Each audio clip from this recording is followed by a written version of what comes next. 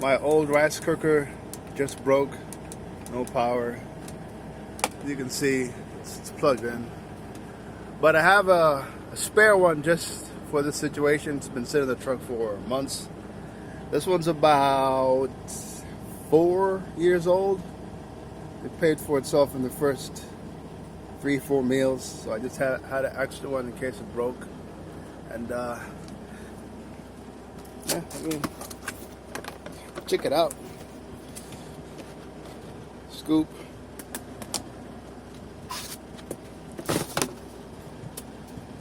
There it is. This one is a bit fancier. White rice, keep warm, delay timer, fresh rice, steam, brown rice. So I'll simply just take the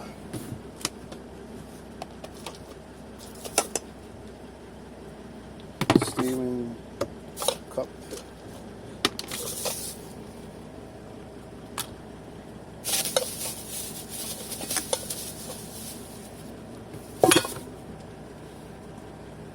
I'll simply just do this.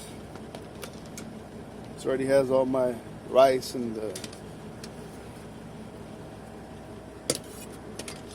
stir fry mix, spices, so I just set it in there. Out with the old and in with the new.